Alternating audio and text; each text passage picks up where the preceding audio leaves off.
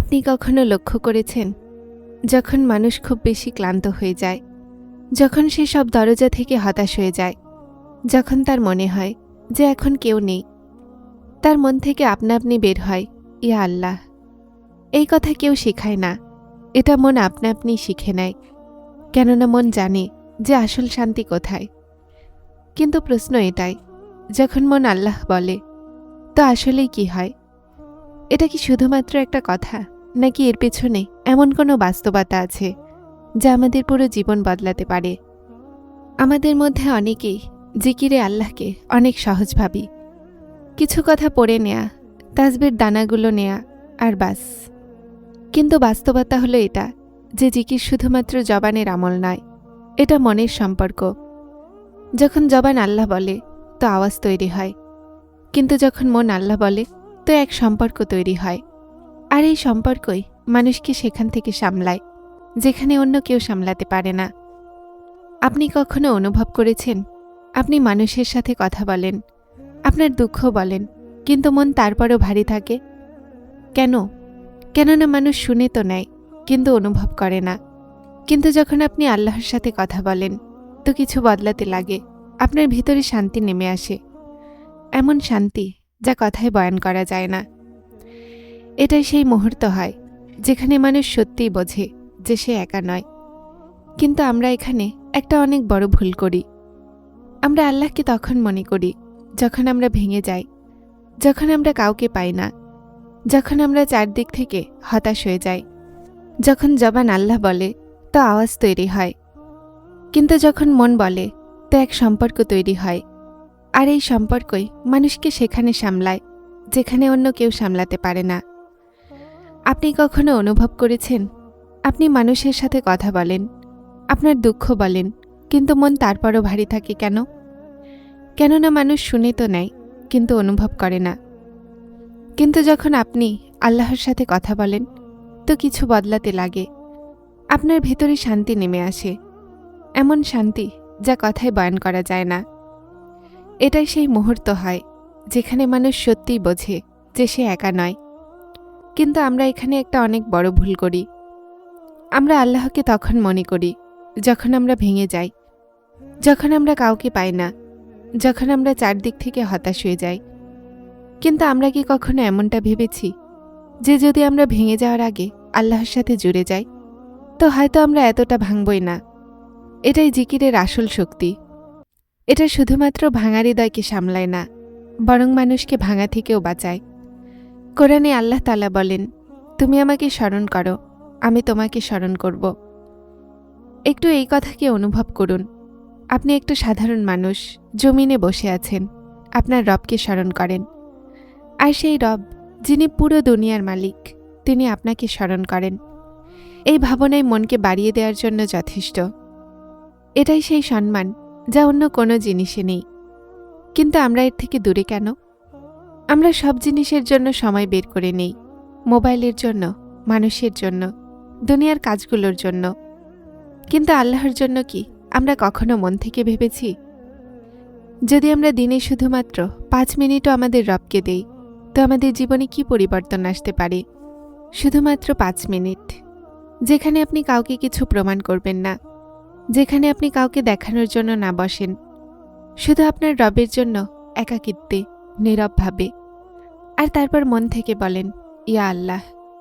কিন্তু মনে রাখুন, এটা শুধু জবান থেকে বলেন না, এমনভাবে বলুন যেন আপনি সত্যিই কাউকে ডাকছেন।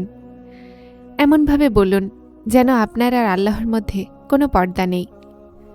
শুরুতে হয়তো কিছু অনুভব হবে না, মন সঠিক রাস্তা থেকে সরে যাবে, চিন্তা আসবে, কিন্তু তারপরে থামা যাবে না। কেননা এটাই সেই মুহূর্ত যেখান থেকে আসল পরিবর্তন শুরু হয়। আস্তে আস্তে আপনার মনে একটা নমনীয়তা আসবে, একটা শান্তি আসবে। আপনি অনুভব করবেন যে যেন কেউ আপনাকে শুনছে, যেন আপনি একা নন। আর তারপর একটা সময় আসবে যে এই 5 মিনিটই আপনার দিনের সবচেয়ে খুব সুন্দর অংশ হয়ে যাবে। আপনি সেই শান্তি পাবেন যা না মানুষের মাঝে পেয়েছেন, না দুনিয়ার মাঝে। কেননা শান্তি শুধুমাত্র আল্লাহর কাছে আছে। আর যখন মন আল্লাহর সাথে জুড়ে যায় তো মানুষ বদলাতে শুরু হয়ে যায়। চিন্তাগুলো শেষ হয় না, সমস্যাগুলোও থাকে, কিন্তু মন বদলে যায়। আর যখন মন বদলে যায় তো মানুষ যে কোনো পরিস্থিতিতেই মজবুত হয়ে যায়। সে ভাঙে না, সে সামলে যায়। সে হতাশ হয় না, কেননা তার বিশ্বাস থাকে আমার রব আমার সাথে আছে। আর যখন এই বিশ্বাস এসে যায় তো মানুষের আর অন্য কোনো আশ্রয়ের প্রয়োজন থাকে না। কিন্তু যদি মন আল্লাহর থেকে দূরে হয়ে যায় তো কি হয়? সবচেয়ে প্রথমে মন খালি হয়ে যায়, তারপর মানুষ সব জিনিসের সাথে জুড়ে যায়, কিন্তু কারো কাছেই শান্তি পায় না। সে মানুষের কাছে আশা রাখে, আর যখন মানুষ বদলে যায় তো সে ভেঙে যায়। সে পরিস্থিতির উপরে ভরসা করে, আর যখন পরিস্থিতি বদলায় তো সে ভেঙে যায়, কেননা তার আসল আশ্রয় আল্লাহ হয় না। আর যার আসল আশ্রয় দুনিয়া হয় সে কখনোই মজবুত থাকতে পারে না। এজন্যই যদি আপনি সত্যিই শান্তি চান, আপনি সত্যিই মজবুত থাকতে চান, তো আপনার মনকে আল্লাহর সাথে জুড়ে নিন। আর এর সূচনা খুব কঠিন নয়, শুধু একটা সত্য মুহূর্ত দরকার, একটা সত্য ডাক, একটা সত্য ইয়া আল্লাহ। আর বিশ্বাস করুন, এই ডাকে আপনার জীবনের দিক বদলাতে পারে।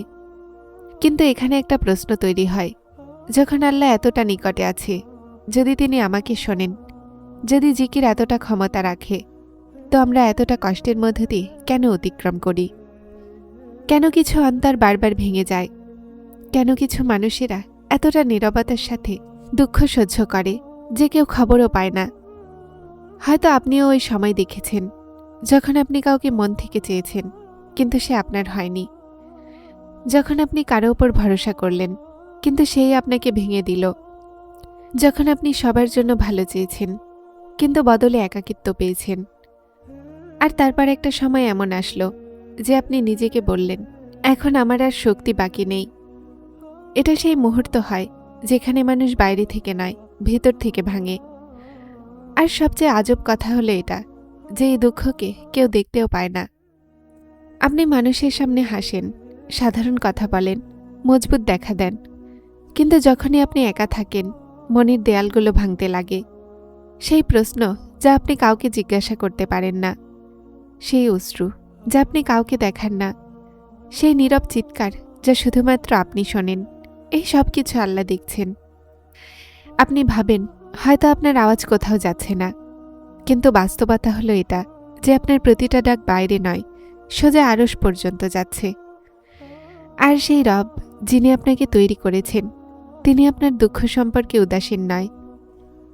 কখনো আপনি লক্ষ্য করেছেন, যখন মানুষ সব দিক থেকে ক্লান্ত হয়ে যায়, যখন সব দরজা বন্ধ হয়ে যায়, যখন কোনো রাস্তা নজরে আসে না, তো সেই সময়েই মন থেকে বের হয় ইয়া আল্লাহ। এটা সেই মুহূর্ত হয় যেখানে আল্লাহ তার বান্দাকে ধরে নেন।